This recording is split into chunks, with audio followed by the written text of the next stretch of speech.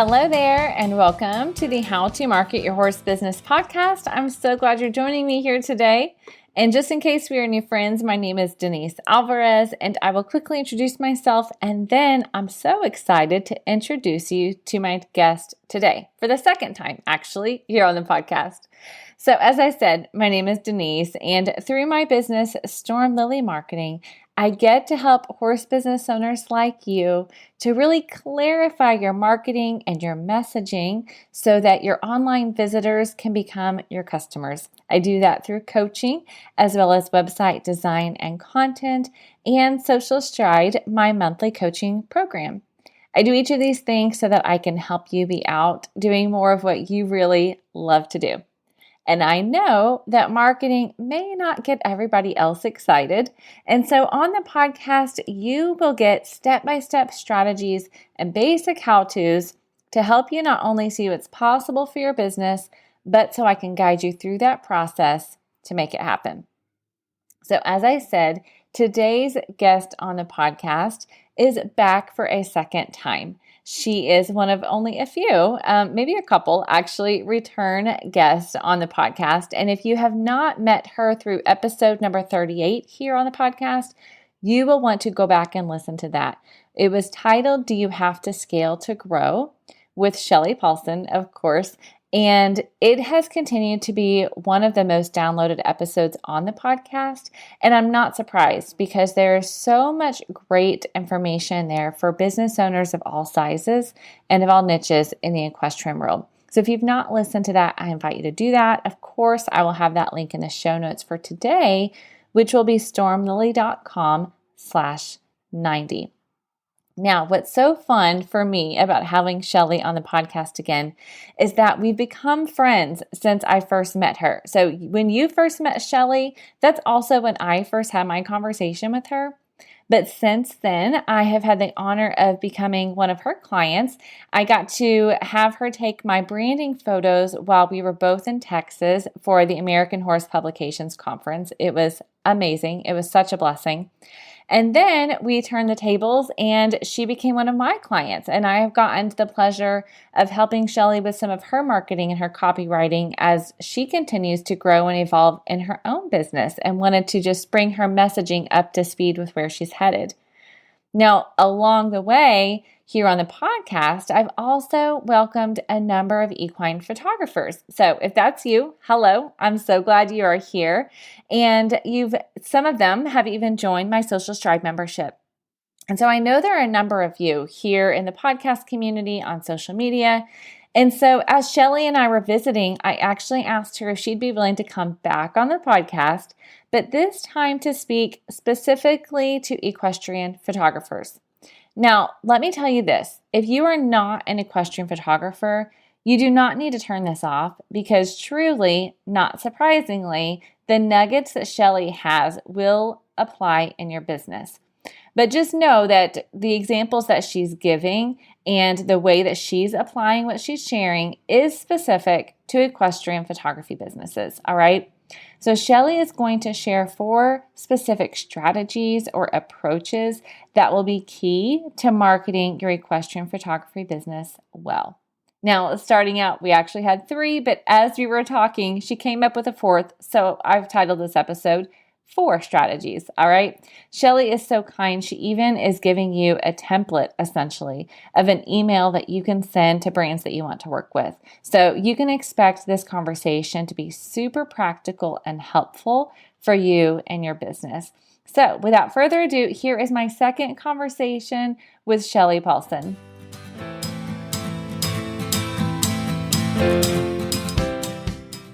Okay, Shelley, I'm so grateful you are here. Thanks for joining me a second time on the podcast. Well, thank you for having me. It's always fun to chat with you, and I'm a listener of your podcast as well as a guest, and so I'm excited to be here today. I am so grateful. Yes, I'm so grateful. Sometimes you even tell your email friends about episodes, and I so appreciate that. And I've gotten to meet some of your email friends now as well. So that's been super fun. So, for those of you who are listening who have not yet met Shelley, I definitely want you to go listen to our first conversation, which I will link to in the show notes of this episode. But for now, go ahead and tell our new friends a little bit about yourself and how you've come to the place you are now. Okay. Well, I am a commercial equestrian photographer, which means that I work with businesses. I do photography and more video these days, as that's, becoming a thing that everybody needs for social media and marketing.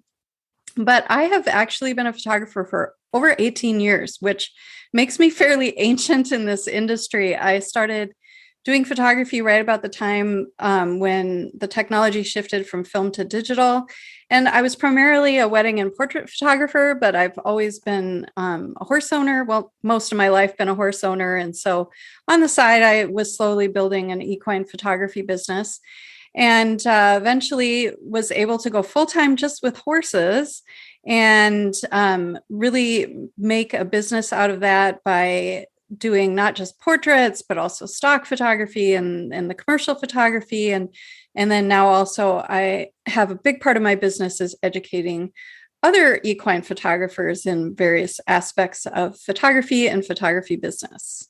Awesome. I love it. That was a beautiful overview. I know that you have a very deep history. So I do want everybody to go listen to how she got to where she is now from our first conversation. But I love that.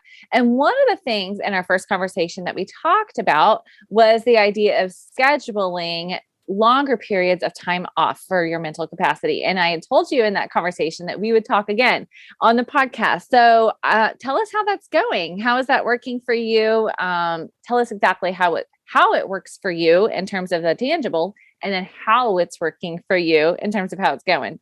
Yeah. Well, I've actually been doing it. I every about 6 weeks or so, depending on how things work in my schedule, I take basically a long weekend. I usually try and do Wednesday to Sunday. And if I don't schedule it, I will just work.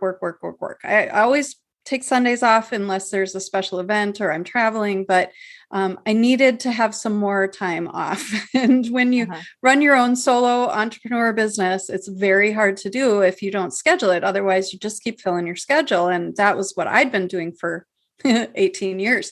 And so I had gotten this idea from a book I read, and the main thing that I have learned about doing it is I have to plan things, because if I don't plan things, then I just sit around and I might ride, but that doesn't take 8 hours, it does. So this last time, knowing that, having that experience, going, okay, I need to plan get-togethers with friends or rides, or, actually leave my home, leave my state, go travel somewhere.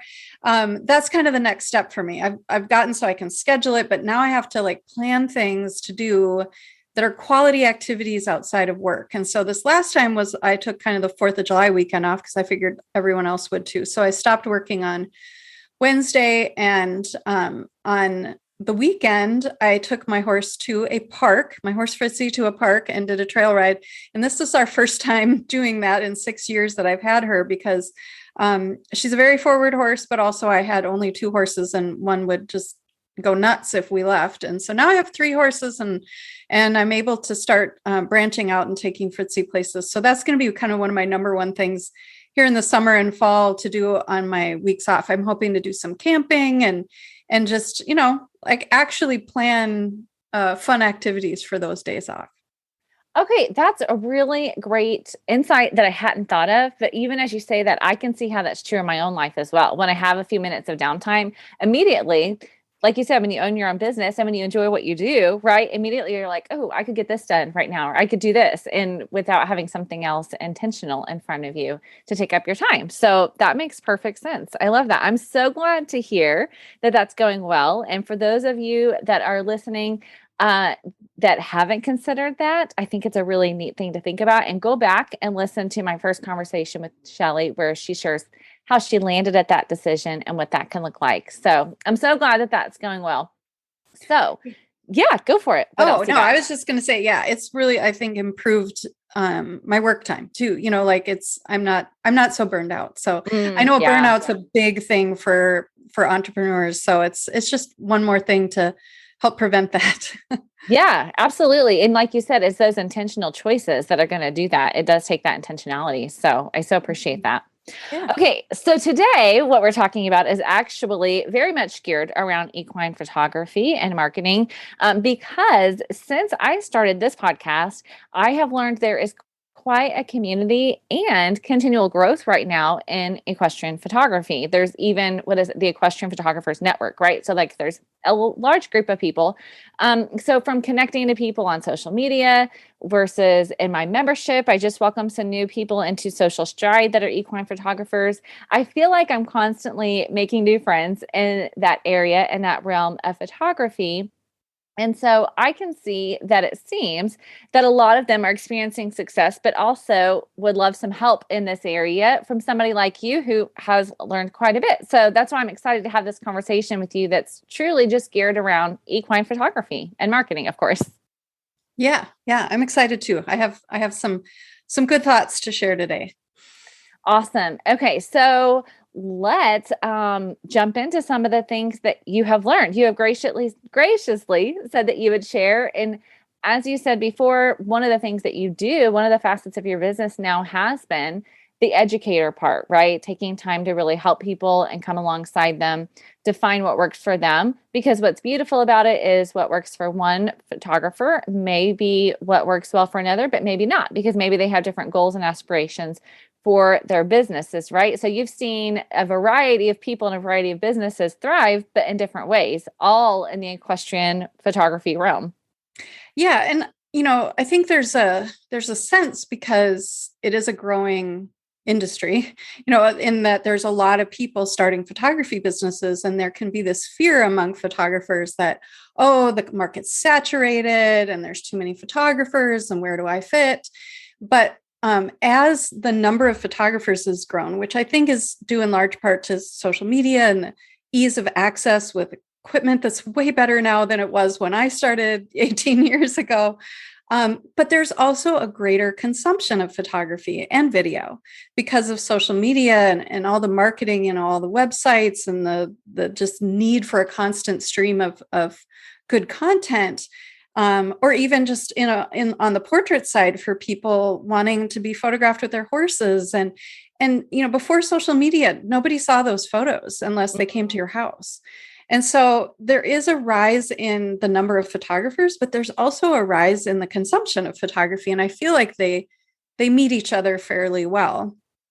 And that's really good insight. Sorry to interrupt, but yeah, that's fine. That's a wonderful insight. That's definitely something, of course, that I hadn't thought of, that competition for sure. And then that idea that there's enough to go around because the consumption is there too. That's really good. Yeah, for sure. And the other thing I'm seeing in the industry is a big shift to branding photography. And that is, working with small businesses, really brands of every size, but I'm seeing a lot of portrait photographers taking on branding clients, smaller businesses. But again, it's being met by the explosion of small businesses in the equestrian world. I mean, you can't deny that there are probably 2 times more equine related small businesses now than there were even like 3 or 4 years ago. I feel like there's a new one popping up all the time, which is, good for, you as a marketing, consultant to helping those people get their businesses up and running. But what I'm seeing is that photographers are recognizing that too. And that's branding photography is a really nice niche because there's a constant need for new content versus portrait photography. You take someone's portrait, they might not need one for another 5 or 10 years. Whereas companies are more of a recurring income type of client. And so I think it's a great diversification for portrait photographers. The biggest struggle I see is how to properly price and market those services. And finding ideal clients to work with. Those are kind of the bigger challenges that I'm seeing, in addition to like all this great opportunity. Okay, that's so good. Well, I love that you mentioned one of the biggest struggles is the properly pricing and marketing. We may not be talking pricing today, but I know that's something you talk about in your program. But marketing is definitely something that you have worked really hard on yourself and have had experience and success with. And so I'm grateful that you're here and going to share some things that have worked well for equestrian photographers to market their businesses and what others are doing, and maybe some things that you've seen or done yourself. So, what are some of those specific tips or strategies that equestrian photographers can use to market themselves well, especially given what you just said, right? The rise in competition, but the rise in consumption as well. Yeah. And I put notes for three different things. So I've got three different approaches that I feel like are really, really key right now that could really help photographers, equine photographers, grow their business, market their business. And the first one is to know who you are and who your ideal client is. And I'm sure you've said this 100 times plus on your podcast, but it is literally the number one thing I see photographers missing in their marketing, and that is differentiation. They want to be like whoever they look up to, and they do the same style of photography, and they do the same kind of website, and they might even use some of the same words as they're describing their work. And if you are like everyone else, if all these people are doing this thinking, oh, if I could be like so and so, I'll be successful like them, what it does is it floods the market with a bunch of photographers who are almost exactly the same. And then what clients do is they shop on price, because it's like, well, this one and this one look the same to me, so what's the price? And that will not allow you to have a sustainable business, because if you have to always be the cheapest, you won't make enough money to run a business long term. And from even, this is even true kind of on the branding and commercial photography side. What I have done is really kind of watched the industry and try to anticipate where it's going. So I don't change my style. I don't really change my message, but I am watching to see what's coming. And I think it's important that people pay attention to trends and just know things outside of just their own little world, to know what's coming in the industry and be able to meet it with your photography services. So like, I predicted the rise in branding photography in early 2020. I could see it coming. I could see the writing on the wall, and almost no one was doing it. So in 2021, I shifted away from portrait and really started to focus on commercial and branding, because I saw that this need was going to be there and it was going to be growing, and that it's a nice, kind of recurring and steady income. And so, being unique, being true to myself, and then paying attention to what's coming and making sure that I match step with that. Because I've also seen photographers just, kind of get comfortable with where they're at, not try new things, not try video, not try, branding, not try whatever. And then they just kind of fade away. That's so true. Getting comfortable where you are and not looking for those places where people are growing and going. That's so good. So yes, knowing who you are and who your ideal client is, you're right. We've talked about it here, but the reason we've talked about it and the reason it's your number one is because it's key to everything else. And frankly, yes, when it comes to marketing, but for your business as a whole, right? It's really going to come up in each of those aspects. So knowing who you're trying to serve, and differentiating yourself. That's so good. I appreciate that. And I appreciate that example that you just gave. I know that we talked about that before in our previous conversation about you changing the structure of your business, or really you changed in some ways, would you say, who your ideal client was, because you shifted from portrait to business. That kind of changed the structure of who your ideal client is, would you say? Yeah, for sure. And before, I was doing kind of both, the commercial and the portrait, and found it hard to market because I didn't know who I was talking to. I mean, Yeah. I didn't want the businesses to see all these like girls in dresses and, portraity things and think I wasn't a serious commercial photographer. Yeah. And so I really kind of at that point felt like I had to make a choice. And not that you can't do both. Absolutely, you can do both. But I was looking to work with bigger brands and be more of a commercial photographer versus a branding photographer. And so, really niching down further to say my ideal client primarily is businesses, and then having a couple different kinds of businesses I work with, versus speaking business to consumer versus business to business. It's a little harder to get that message really dialed in and clear. Yeah. And even for those of you that are listening, you might be saying, okay, well, then I'm going to do portrait. That's who my ideal client is. But really, you need to dial down even more, right? And figure out, okay, what is the portrait client, the ideal portrait client that you're going to work with, right? Is it families? Is it show people that show, like, again, not that you can't do many, but when you can create content that speaks to the one really well, when you can give those examples on social media, tell the stories, all of those things. Again, the great thing is a lot of people are afraid to niche down, but the great thing right now is the equine industry is doing so well. And there are so many different facets you can go into. It's almost like the more you can niche down, sometimes the better you're going to be. Would you say? Yeah, for sure. And I think too, like one solution, if you do want to do like portraits and branding and horse shows and be a little more of a generalist is, for your social media, you could say, okay, on Mondays, I'm going to talk about branding, and Tuesdays, I'm going to talk about horse shows. Mm-hmm. Like you could have your content buckets could be divided into the different kinds of services you offer. But I think the main thing is to, even within those things, like, are you going to be a show jumping photographer or a barrel racing photographer?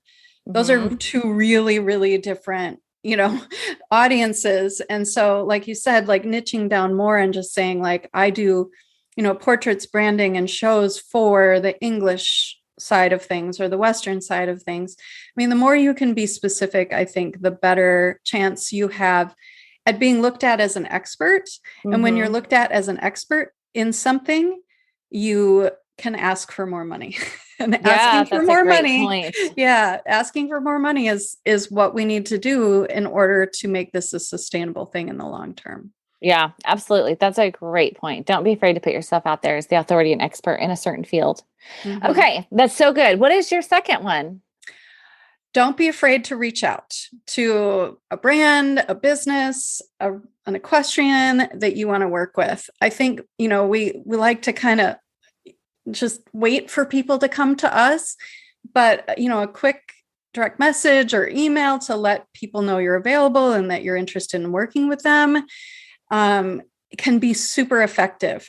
Just last week, I made a list of local brands that I want to work with, and I spent like a half an hour sending emails to them. Mm-hmm. And I've already booked several shoots just from that, just from saying, hey, you know what? We've talked about this in the past, and are you interested? I have one of my students who she'll just have some day, like a day available, and she'll reach out to somebody who sounded interested in a portrait session, and she'll get in the DMs in Instagram and just say, hey, you know what? I have this day available. Do you want a photo shoot? And mm-hmm. books so many photo shoots that way. And so I think, we have this tendency to just try and kind of stick things out there on social media and hope that somebody's interested, and even say on there, in our posts, like, oh, I'm available for booking. But then that's very kind of generic and people might not see it. Once you get into their direct messages or their email inbox, then they actually kind of have to give you an answer. And you're sure they're going to see it. And so don't be shy. And especially if you want to work with businesses or brands, they're used to people pitching and reaching out to them. Oh, that's so good. I had no idea that was one you were going to say. And I love that because it's a little bit scrappy in terms of some people think that, well, I need to put the ads out there, or I need to just continue to put all the information out there and leave it in the consumer's hands. But mm-hmm. instead, as you said, you need to take ownership and actually make those connections. It's a relationship marketing is something we've talked about here on the podcast too, right? People buy from people. And so, yes, you want to be out there. You want to be where people are and people can see you, but then you also need to take action to really invite them personally versus, like you said, yes, put a post out there, but do more than just the post, right? Make those personal interactions. Well, and I even think, if you were an equestrian small business and somebody reached out to you and said, you know what, I love your products. I use them all the time on my horses. And I was thinking, I'm a professional photographer. Here's my work, blah, blah, blah. And, I would really love to work with you if you're ever in need of a photographer. It's just something as simple as that. Uh-huh. You can cold contact people. it works. Like I listened to a lot of different podcasts on marketing and, for photographers and commercial photography. And it works to pitch brands. It works to reach out to them, but that does not mean that you do it for free or that you necessarily do it for trade for product, because I do think that there's kind of a misunderstanding there too, that, oh, if I reach out to them, then they're going to expect me to do it as a collab or something like that. And if you want to do a collab because you love the product and they're offering you an equal value trade in product, that's totally fine. I have a hay gain steamer in my barn that I just got and just started steaming hay because I worked with a company that I'm interested in their product, and we did a dollar for dollar trade. And it benefits me because I'm going to get to feed my horses delicious steamed hay. So if you do that, reaching out and they want to collaborate, and it's not a product that you want to use, or they're not offering you an equal trade, then it's totally okay to walk away from those. Oh, that's good. That's super good insight and a good reminder for people, because you're a business too, right? They're a business, but you are also a business. And sometimes we forget that. Well, and the nice thing too, in that we worked in that way, is they want to do future shoots with me. Well, I don't need another steamer. So they're going to pay me for future work.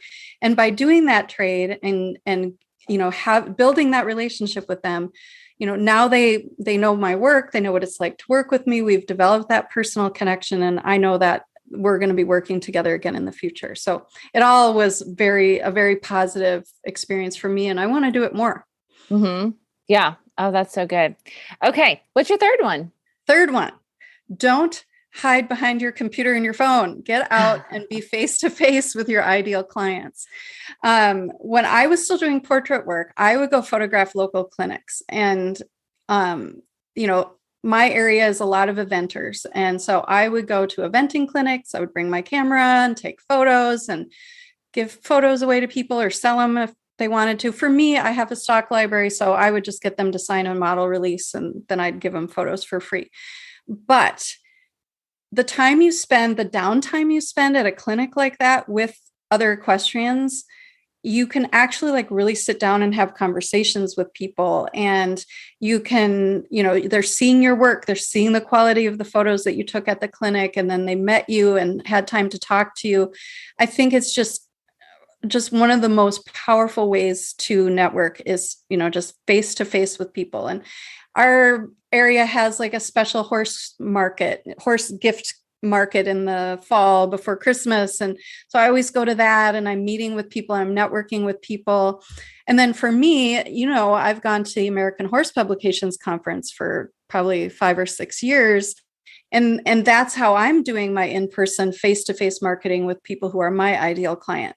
But I think it's just, we can get so caught up in social media because it's easy. It doesn't require us to, take a shower and wear normal clothes and go out into the world and talk to people. And I know that's, the pandemic especially put us out of practice for that.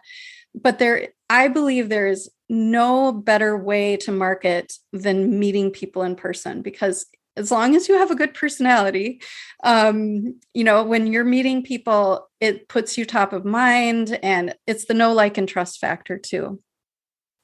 Yeah, that's so good. So, okay, tell me this, what advice you would give to somebody who's saying, okay, I hear you. But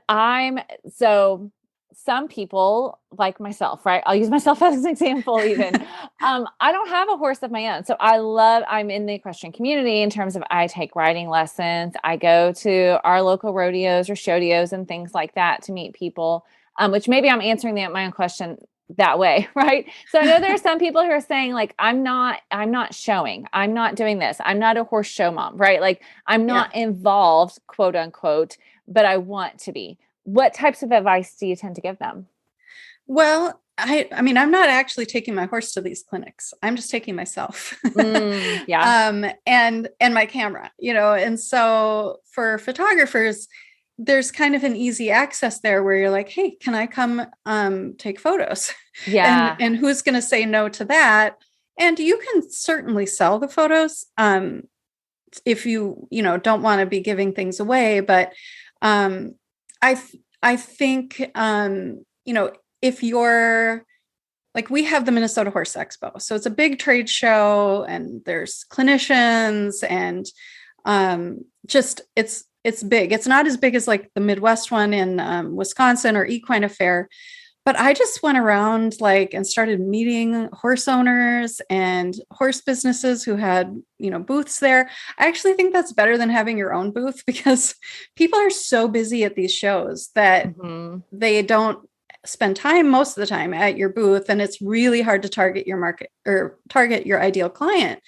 But I could walk up to, oh, hey, look, it's the Gypsy Vanner aisle, and I want to photograph Gypsy Vanners. So I start meeting people and getting their cards. And so there's ways to do it. I think if you're not a photographer, it's a little more challenging because you don't have that in with the camera. Right. But I still think, just even like every time I go to the local Dover store, I'm always seeing people I know and getting into long conversations about, what's going on in their lives and my life. And I mean, if I wasn't so busy, I would like work part-time over the holidays just to meet a bunch of people because everybody in my area shops there.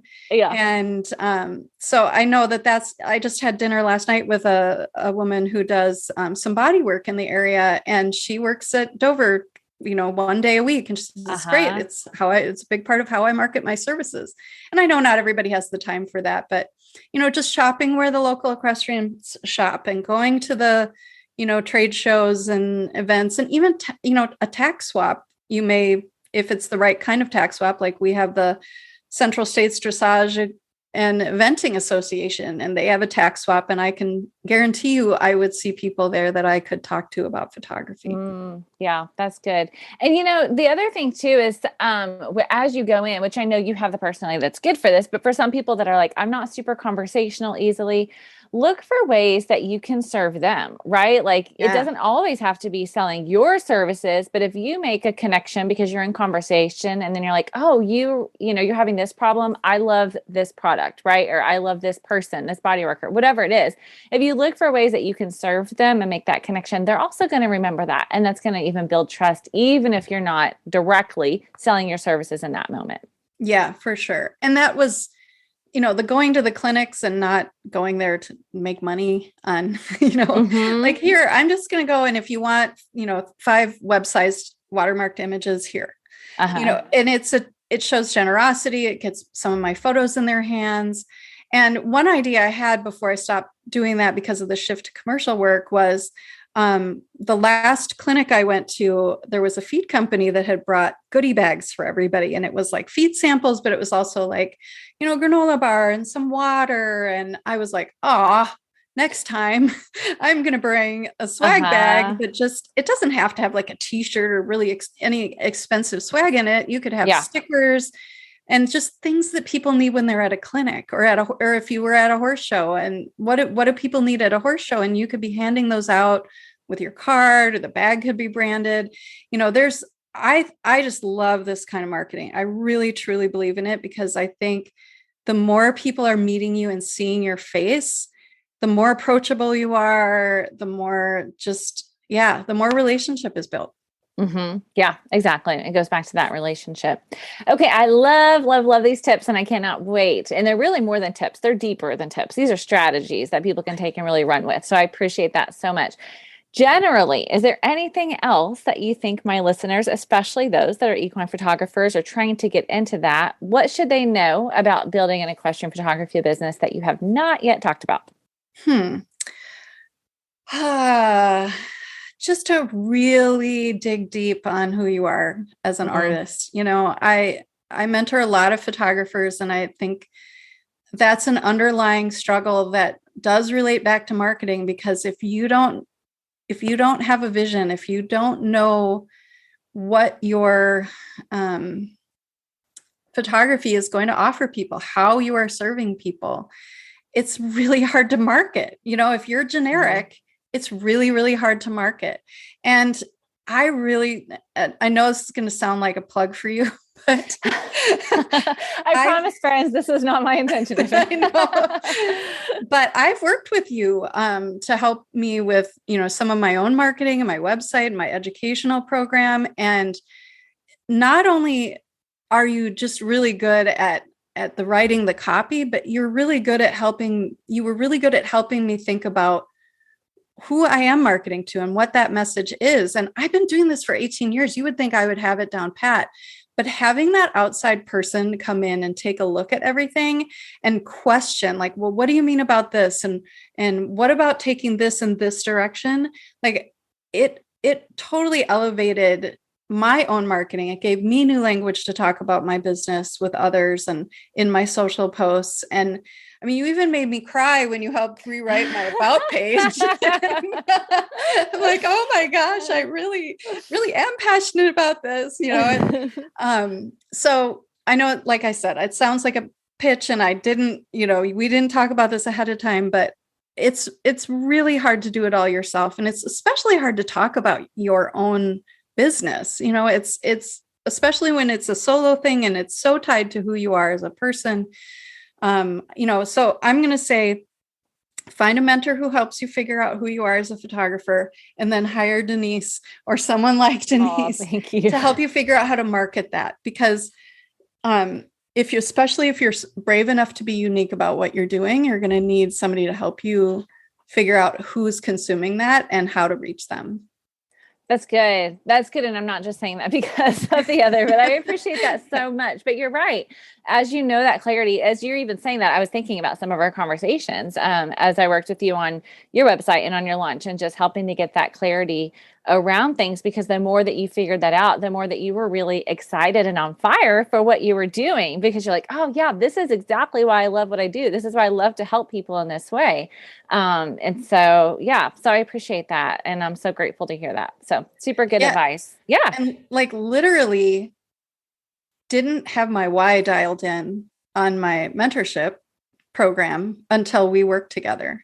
And then I was like, oh my gosh, I have a great why. Yeah. And now I felt even more fired up and impassioned to do the program because I had more clarity in my own heart about what my mission and passion were about it.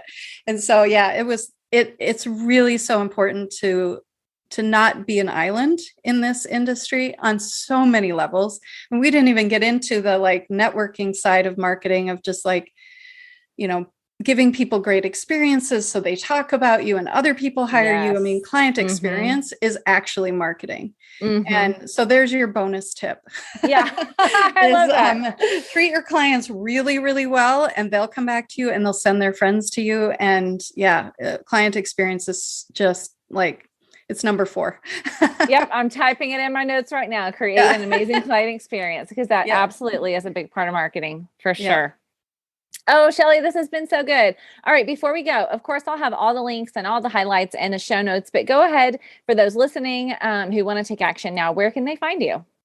Well, my primary website is shelleypaulson.com, and Shelley's with an EY and Paulson's with an ON. So shelleypaulson.com. And then from there, you can see my work. You can get to my educational website, which if you just want to type it in, is shelleypaulsoneducation.com. I am just about to launch a workflow course. So I'm very excited about that. That's going to be coming out. It'll be out, I'm sure, by the time this podcast is out, to help photographers work faster and smarter and be able to get back to what they love. And then on Instagram, it's Shelley Paulson Photography. Facebook is at Shelley Paulson Photography. So, awesome.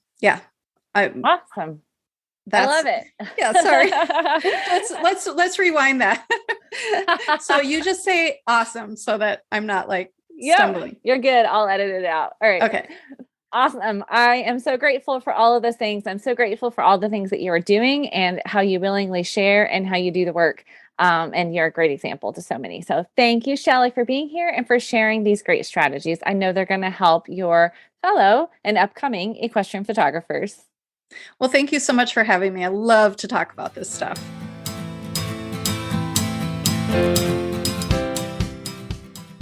All right, friends.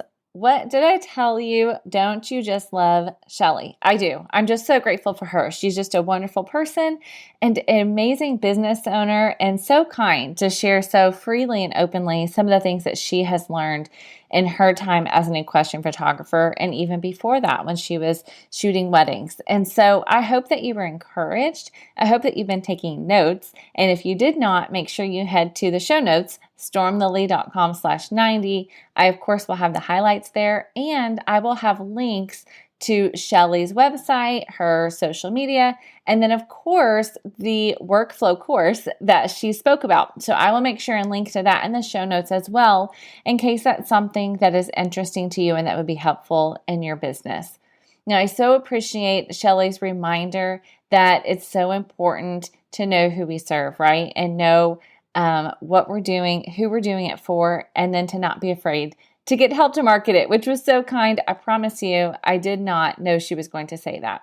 But I will say, in light of that, if you heard that and you were saying, I needed to hear that, I needed someone to give me permission to get help with marketing, then please know I would love to have that conversation with you. If you would like to chat about the services that I provide and see if that might be a fit for you and your horse business and what you're needing for your marketing, then please do reach out. I would love to meet you. I'd love to learn more about the direction you're headed, the goals that you have, and if there's a way I can help you to reach those. So stormlilymarketing.com is the website. You can head straight there or just send me an email, denise@stormlily.com. All right, friends, I hope that you will reach out to Shelley and let her know how helpful this episode has been. Let her know how much you appreciate her sharing, and do go follow her and you will learn so much, I promise. Thank you so much for joining me here on the podcast. I hope it's been so helpful, and I hope you'll join me here again next week. Have an awesome day.